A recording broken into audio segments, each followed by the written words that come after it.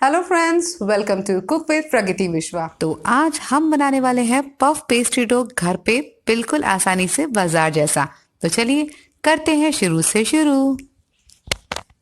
तो रेसिपी की शुरुआत करने के लिए एक बाउल लिया है, इसमें हम डालेंगे 1 कप मैदा। वजन के हिसाब से ये मैदा है करीब 200 ग्राम। हाफ टी स्पून पिसी हुई चीनी डालेंगे। आप ये मत सोचिएगा कि इससे मीठा हो जाएगा, इससे कलर बहुत अच्छा आता है, इसलिए इसे बिल्कुल मिस मत कीजिएगा। अब हम डालेंगे इसमें हाफ टी स्पून नमक। नमक आप अपने टेस्ट के अकॉर्डिंग डाल सकते हैं। चीज़ों को अच्छी तरह से मिक्स करके डालेंगे half tea spoon lemon juice यानी कि नींबू का रस। अब हम इसमें डालेंगे 2 टेबलस्पून देसी घी। देसी घी डालने से टेस्ट और टेक्सचर बहुत अच्छा आता है, इसलिए मैं डाल रही हूँ देसी घी।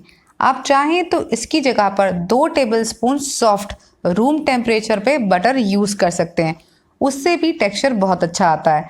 बस ध्यान रखिएगा कि घी या बटर जो भी डालें वो पूरी तरह से पिघला हुआ नहीं होना चाहिए। सारी चीज़ों को अच्छी तरह से मिक्स कर लेंगे अपने हाथ से। उसके बाद थोड़ा थोड़ा सा पानी डालते हुए इसका एक सॉफ्ट डो प्रिपेयर करेंगे, बिल्कुल उसी तरह से जिस तरह से चपाती या पराठे का डो प्रिपेयर करते हैं। डो बनकर बिल्कुल तैयार है, आप पास से देख सकते हैं ये काफ़ी अच्छा सा सॉफ्ट और स्मूथ बना है। तो इसी तरह का डो हमें चाहिए। डो रेडी है, तो अब इसे साइड पे रखेंगे। इस डो को बनाने के लिए हमने करीब हाफ कप पानी यूज़ किया है, आप देख सकते हैं। अगले स्टेप के लिए लेंगे हम एक क्लीन किचन टॉवल। अब एक स्प्रे बॉटल की हेल्प से इस कपड़े को हम हल्का सा गीला कर देंगे। आप चाहें तो हाथ से भी हल्का सा पानी छिड़क कर इसे गीला कर सकते हैं। बस ध्यान रखिएगा कि इस कपड़े को हमें हल्का सा ही गीला करना है। डो हमारा पहले से ही तैयार है, तो इस कपड़े का जो गीला वाला साइड है उसे हम रखेंगे इस डो के ऊपर इस तरह से, और इसे फ्रिज में रेस्ट करने के लिए छोड़ेंगे 20 मिनट के लिए। 20 मिनट हो चुके हैं, डो ने रेस्ट कर लिया है और फ्रिज के बाहर निकाल लिया है। तो अब हम इस डो को हल्का सा नीड कर लेंगे। डो बिल्कुल रेडी है, तो अब बढ़ेंगे आगे। अगले स्टेप के लिए ले रहे हैं हम 100 ग्राम बटर, और इस बटर को आप देख सकते हैं मैंने 3 इक्वल पार्ट्स में कट कर रखा है। फ्रिज से बाहर मैंने इसे कुछ देर पहले निकाल दिया था, तो अब ये रूम टेम्परेचर पे है। अब हम प्लेटफॉर्म पे थोड़ा सा सूखा मैदा छिड़केंगे और इस पे हम रखेंगे अपना डो। इसे हम इस तरह से पतला पतला चौकोर बेल लेंगे। अगर इसकी शेप थोड़ी सी गड़बड़ भी हो जाए तो कोई टेंशन नहीं, बस हाँ कोशिश कीजिएगा कि इसकी शेप मेंटेन रहे तो बढ़िया है। वैसे आज मैं प्लेटफॉर्म पर इसे रोल कर रही हूँ, आप चाहें तो चॉपिंग बोर्ड पर भी इसे रोल कर सकते हैं, लेकिन प्लेटफॉर्म पर रोल करने से पहले प्लेटफॉर्म को अच्छी तरह से क्लीन करके सुखा लें। हमने डो को रोल कर लिया है, तो अब हम इसके ऊपर जो सूखा मैदा लगा है एक्स्ट्रा, उसे ब्रश से इस तरह से क्लीन कर देंगे। तो अब हमने जो बटर का पोर्शन कट किया था उसमें से एक पोर्शन लेकर इस शीट पर रखेंगे। इस शीट को हम 3 पार्ट्स में डिवाइड करेंगे इस तरह से, और इस बटर को हम 2 पार्ट्स में अच्छी तरह से इवनली स्प्रेड कर देंगे इस तरह से। बटर को हमने अच्छी तरह से इवनली स्प्रेड कर लिया है। आप देख सकते हैं कि हमने इस शीट को 3 पार्ट्स में डिवाइड किया था, 2 पार्ट्स में हमने बटर लगाया है और ये एक पार्ट फ्री रखा है। मैदा को हम इसके ऊपर छिड़केंगे और जो ड्राई पोर्शन है सबसे पहले उसे उठाकर हम बटर वाले पोर्शन पर रखेंगे इस तरह से। अब दूसरा पोर्शन इस ड्राई वाले पोर्शन के ऊपर रखेंगे। कॉर्नर्स को थोड़ा सा स्ट्रेच कर देंगे ताकि सारी लेयर्स बराबर बने। आप देख सकते हैं इस तरह से सारे कॉर्नर्स को स्ट्रेच कर लेंगे। एक प्लेट पर थोड़ी सी सूखी मैदा छिड़केंगे और इस पे रखेंगे डो, ताकि ये डो चिपके नहीं। और जो हमारा गीला कपड़ा था उससे इसे कवर करके इसे फ्रिज में रखेंगे एक बार फिर से 20 मिनट के लिए। 20 मिनट हो चुके हैं, डो थोड़ा सा सख्त हो चुका है, तो अब बढ़ेंगे आगे। अब थोड़ा सा दोबारा से सूखा मैदा छिड़केंगे और जो डो का ये कॉर्नर वाला पोर्शन था इसे हम पलट के अपनी तरफ रखेंगे नीचे की तरफ, और इसे हल्के हाथों से रोल कर लेंगे। दोबारा से हमने डो को रोल कर लिया है, आप देख सकते हैं। तो फिर से डो को 3 पार्ट्स में डिवाइड करेंगे। बटर का एक दूसरा पोर्शन उठाकर हम इस डो के ऊपर रखेंगे और फिर से हम इस डो को 3 पार्ट्स में डिवाइड करके 2 पार्ट्स में बटर लगाएंगे।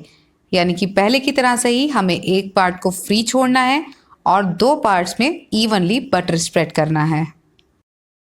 थोड़ा सा सूखा मैदा दोबारा से छिड़केंगे और बिना बटर वाला पोर्शन उठा के सबसे पहले हम इसके ऊपर रखेंगे इस तरह से। अब इसके ऊपर हम बटर वाला पोर्शन रखेंगे। ध्यान रखिएगा कि सारे कॉर्नर्स एक दूसरे के ऊपर परफेक्टली आने चाहिए। डो को प्लेट पर रख दिया है गीला कपड़ा ढककर और दोबारा से इसे फ्रिज में रखेंगे 20 मिनट। 20 मिनट हो चुके हैं, डो को बाहर निकाल लिया है। तो अब हम इसे तीसरी और आखिरी बार रोल करेंगे।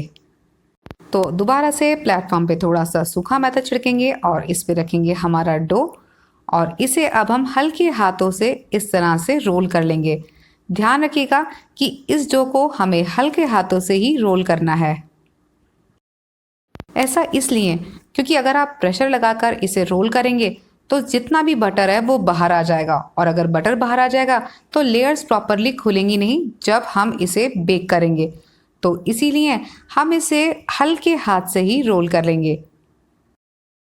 हो सकता है आपको ये प्रोसेस थोड़ा सा लेंथी लगे, पर आप टेंशन मत लीजिए, आप घर के काम के बीच में भी इसे बहुत ही आसानी से कर सकते हैं। डो को रोल कर लिया है, आप देख सकते हैं।